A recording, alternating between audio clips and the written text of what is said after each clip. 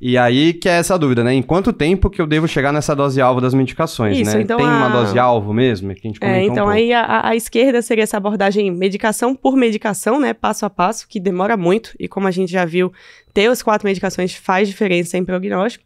A da direita é essa sugestão do McMurray, que seria beta-bloqueador e SGLT2 para todo mundo. E na sequência, sacubitril/valsartana e depois espironolactona. Não sei, Zé, se você pega um paciente mais congesto, assim, então ele chega lá, primeira consulta com você, tá lá com edema, estase jugular, estertorando um pouco, você daria beta-bloco para ele de cara? Exato, acho que a gente acaba tendo que individualizar, né? E a gente tem uma outra imagem agora também que já vou colocar ali para puxar o gancho, que essa imagem é muito legal, tem uma revista que chama ABC Heart Failure, que a gente sempre recomenda para os residentes, que é uma revista do Arquivo de Cardiologia, da subdivisão do DEIC, da IC, e onde a gente consegue dar uma individualizada legal no perfil do paciente, para você talvez começar. Isso aqui é só o começo, tá, pessoal? Não é um guia, né, pra gente definitivamente é a resposta. Mas a gente acaba tendo perfis de paciente que a gente pode se beneficiar mais de começar uma medicação do que a outra.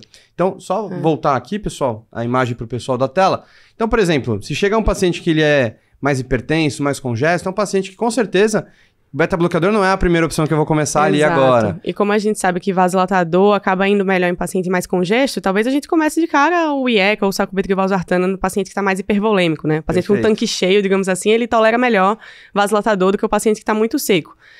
De forma contrária, né, o paciente que já está mais euvolêmico, mais taquicárdico, talvez esse sim seja um paciente para você começar com beta-bloqueador e um paciente com pressão mais limítrofe, talvez um beta-bloqueador como o bisoprolol e o SGLT2, que mexe pouco na pressão.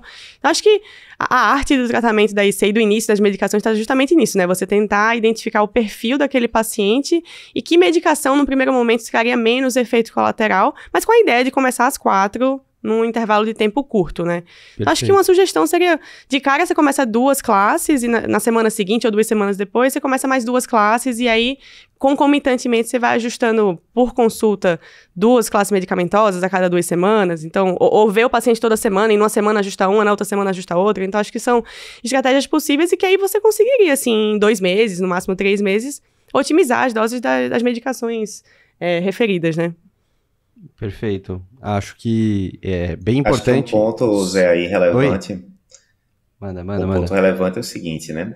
Primeiro, depois que você escreve diretriz, você vê como você está sentado na posição de escrever, né? Porque assim, na hora que você está escrevendo na diretriz, a gente sabe, a diretriz deveria ser um norte, não deveria ser uma algema, aquela coisa, mas muita gente segue a diretriz à risca. Na hora que você está escrevendo a diretriz dessa, vai ter estudante de medicina que vai ler, vai ter clínico geral que vai ler, vai ter geriatra, cardiologista hiper especialista, e você está falando com esse público todo, né? Acho que a diretriz foi feliz de dizer que não tem uma ordem precisa, porque de fato aí tem muito opinião de especialista, né? Por mais especialista que a pessoa seja, né? Se aquilo não foi validado num estudo específico, ainda é o nível de evidência C. Então, primeiro, acho que eles acertam ao colocar que não tem uma ordem tão bem definida. Segundo, eles falam lá no texto, né, e é o que vocês comentaram muito bem agora, vai depender de paciente para paciente. Se você está com um paciente com pressão sistólica de 90, um potássio de 5,4, você vai tacar uma dose de sacubitril/valsartana já agressiva nesse paciente, vai dar ruim, né? Enquanto que o outro está congesto. Enfim, tem vários componentes, né, que influenciam aí na função renal, potássio, pressão, congestão ou não. Tem várias variáveis, né, na jogada que você vai ter que individualizar, importante.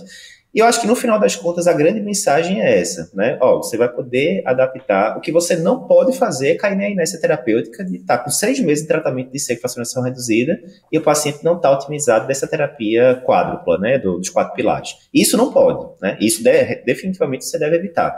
Agora, se você vai subir a cada 1 semana, 2 semanas, a gente vai comentar daqui a pouco, aí eu acho que já é mais opinião de especialista, de fato, né? Isso, e lembrar que, lógico, esse aqui é o ideal, né? A gente tem o que dá pra fazer, né? Então, Exato. você tá num serviço público que você só consegue agendar a consulta do paciente com muito sofrimento para daqui a 2 meses, acaba que você não vai conseguir otimizar todas as medicações em 3 meses. Às vezes mas 6, né? é como o Dr. Eduardo fala, né? Você tem que saber o que tem que fazer e fazer o que dá. É isso. Tinha um chefe meu que falava, né? Você tem que pensar globalmente e atuar localmente, né? Então, você tem que saber qual é o padrão ouro, mas você vai ter que adaptar à realidade do seu serviço. Muito comum isso que a Débora falou, né? Estou aqui eu no ambulatório do HC, lotado de paciente, E aí tem um paciente que você quer rever qual é a próxima vaga daqui a 3 meses. Aí você faz o óbvio, né? Não, bota um encaixe aí para daqui a 2 semanas. Mas de encaixe em encaixe, o ambulatório dobra de tamanho, né? E aí fica um ambulatório só de encaixe. Né? E aí termina que você vai terminar atendendo, vai terminar começando a prejudicar a qualidade do seu atendimento. Porque agora, em vez de você ter 10 pacientes, você tem uma tarde para atender 25 e o tempo é o mesmo, né? Complicado. Então você tem que adaptar a sua realidade, de fato. Muito bem lembrado.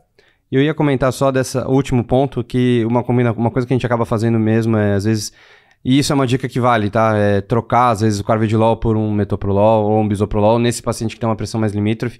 É uma coisa que a gente, ele não está tolerando progredir com IECA, às vezes a gente pode ter... Isso é tudo opinião de especialista, de quem tá na linha de frente, né? Tem uma outra coisa que parece uma besteira, mas que realmente faz diferença, é você... Ok, a posologia fica mais chata, mas espaçar as tomadas. Então, por exemplo, você tomar o beta-bloqueador às 8 da manhã e você toma o IECA ou o sacubitril/valsartana às 10 ou às 11.